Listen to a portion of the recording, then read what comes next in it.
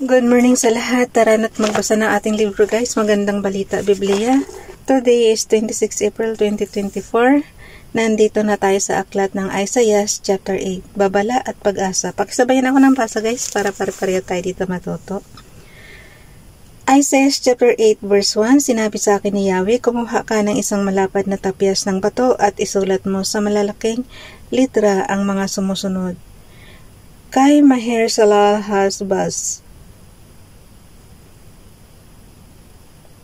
Verse 2, ikuha mo ako ng dalawang saksing mapagkakatiwalaan, ang paring si Urias at si Zacarias na anak ni Jeberekias. Verse 3, sinipingan ko ang aking asawa. Siya ay naglihi at nanganak ng isang lalaki, at sinabi sa akin ni Yahweh, ang ipangalan mo sa kanya'y Maher Salal Hasbaz. Verse 4, sapagkat bago pa siya matutong tumawag ng tatay o nanay, ang kayamanan ng Damasco at ang mga nasamsam ng Samaria ay dadalhin ng hari ng Assyria. Verse 5, sinabi pa sa akin ni Yahweh. Verse 6, sapagkat tinanggihan ng bayang ito ang tubig ng Siloy, na maagos ng banayad at nangangatog sila sa harapan ni Rezin at ng anak ni Remalias. Verse 7, ipapadala sa kanila ang Panginoon, ang hari ng Assyria at ang kanyang mga hukbo na lulusob tulad ng malakas na agos ng ilog Euphrates. Verse 8, parang baha ito na aagos sa Juda, tataas ang tubig ng hanggang liig at lalaganap at sa buong lupain mo, O Emmanuel.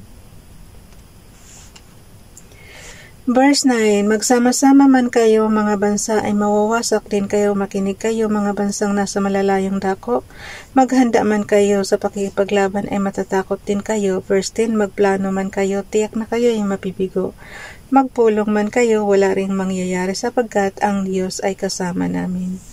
Binalaan ni Yahweh ang propeta. Verse 11, sa pamamagitan ng kanyang dakilang kapangyarihan, binalaan ako ni Yahweh na huwag kong sundan ang mga landas na dinadaanan ng mga taong ito.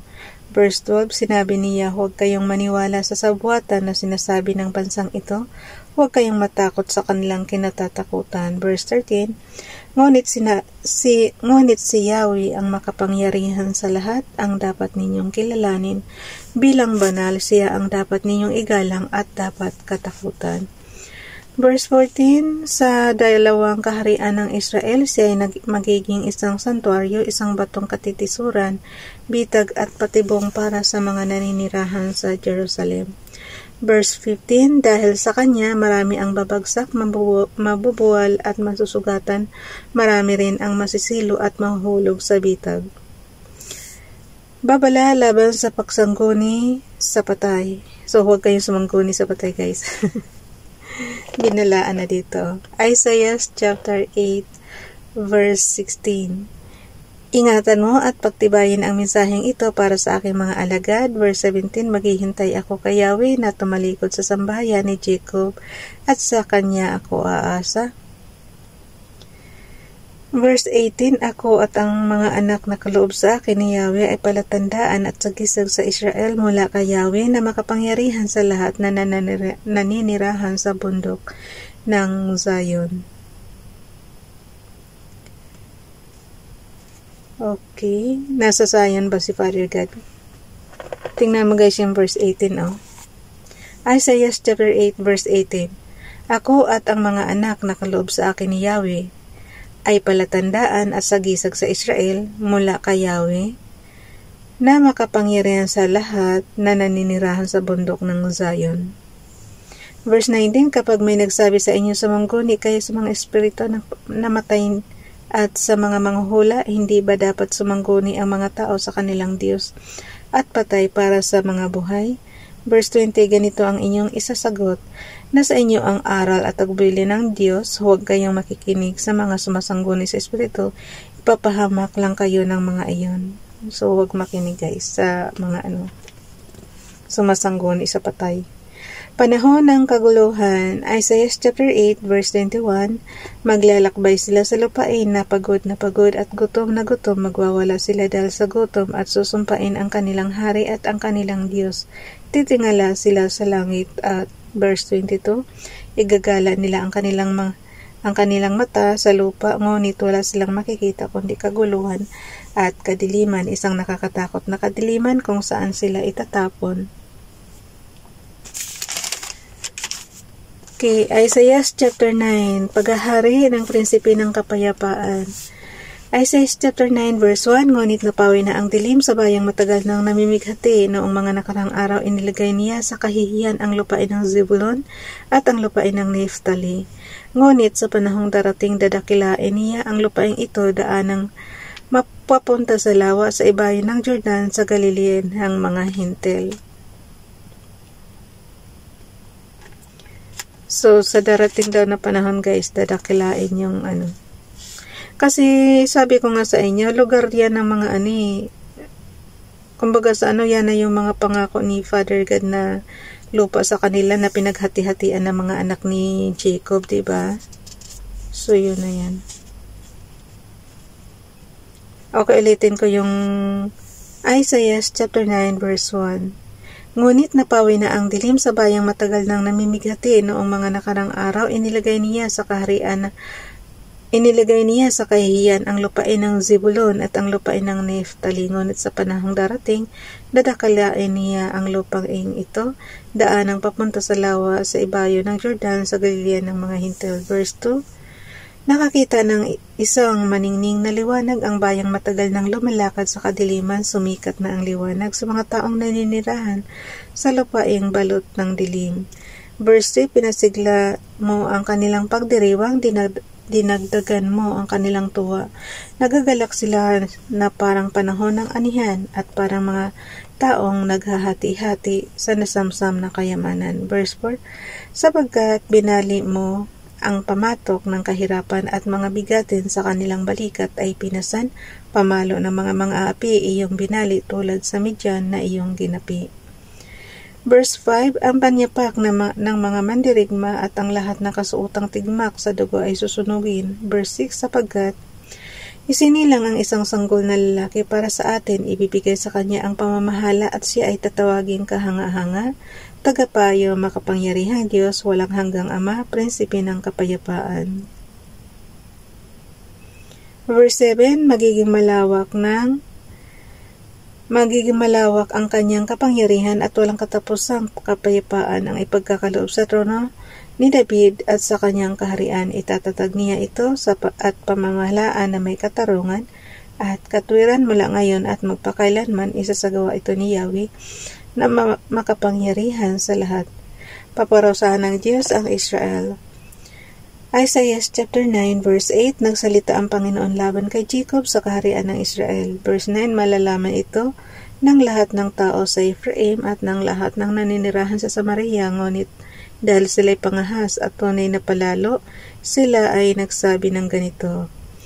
Isaiah chapter 9 verse 10, gumuho man ang mga gusaling yari sa tisa, magtatayo naman kami ng gusaling yari sa bato. Mauubos man ang mga punong sikamoro, papalitan namin ng cedar ang mga ito. Verse 11, kaya sila'y ipasasalakay ni Yahweh sa kanilang mga kaaway.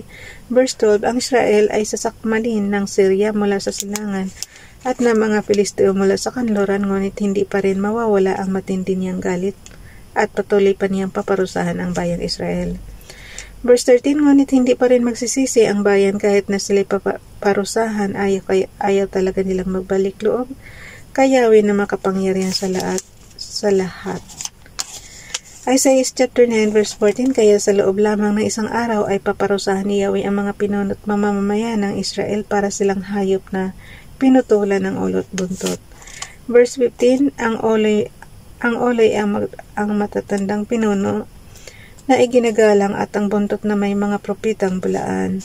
Verse 16, inililigaw ng kanilang mga pinuno ang bayang ito, kaya ang mga tagasunod nila ay nagkakagulo. Isaiah chapter 9 verse 17, dahil dito hindi kinalugdan ng Panginoon ang kanilang mga kabataang lalaki, hindi niya kinahabagan ang kanilang mga ulila at biyuda, lahat sila'y walang kinikilalang Diyos at masasama. Pawang kahangalan ang kanilang sinasabi. Sa lahat ng ito'y hindi mawawala ang matindi niyang galit, patuloy niyang paparusahan ang bayang Israel. Verse 18, ang kasamaan ay naglalagablab na parang apoy at sumusunog sa mga tinik at dawag tutupukin nito ang masukal na gubat at papailan lang ang makapal na usok. Isaiah chapter 9 verse 19. Susunugin ang buong lupa dahil sa puot ni Yahweh na makapangyarihan sa lahat, at ang mga tao ay parang mga panggatnong sa apoy at walang ititira sa kanyang kapwa. Verse 20, susunggaban nila ang anumang pagkain kanilang makikita, gayon may hindi sila mabubusog, kakainin din nila kahit laman ng kanilang mga anak. Ay nako. Ito guys, history na to kaya huwag niyong isipin na sa panahon natin ngayon to. Kaya nga nasulat na to dito Kumbaga sa mga nangyari na noon pa. Kaya yung mga nangyayari ngayon sa kasalukuyan sa Israel is hindi pa yan konektado dito guys. Hindi pa yan nasusulat dito na yung mga nangyayari dyan. Siguro pag mag-revision ulit sila dito ng Bible, baka isali na yan. Ganun lang yun. Isaiah chapter 9 verse 21. Magsasagupaan ang mga naninirahan sa Manases at Ephraim, at pagkatapos ay pagtutulungan ang Judah, ngunit hindi pa rin mawawala ang matinding puot ni Yahweh, patuloy niyang paparusahan ang bayang Israel. Pero ang alam ko kasi pagka hindi sila magkasala, hindi sila sumamba sa Diyos-Diyusan, hindi sila paparusahan ni Father God. Yan ang lagi sinasabi dito ng mga nakaraang binasa natin sa Bible, diba? So kahit man parusahan sila ni Father God, tapos pa rin sila, ililigtas pa rin sila pa rin yung bayang hinirang. How I wish tayo ganun din. Sa bagay kasi guys, sabi ko sa inyo, sa kanila to. So sila syempre ang malalagay dito sa libro. Tayo naman may sarili din naman tayong history book. So kanya-kanya lang yan. Kaya lang ito kasi napakalawak ng nila, ng nararating nila, kasi buong halos daigdig is may limbag sila ng Bible.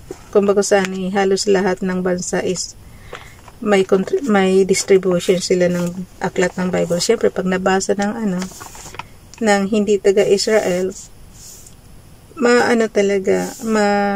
ma-amaze sa kanilang yung kung paano sila sumunod kay Yahweh guys. Kaya syempre gagayahin din natin yung pananampalataya nila. O diba? Bye everyone. God bless.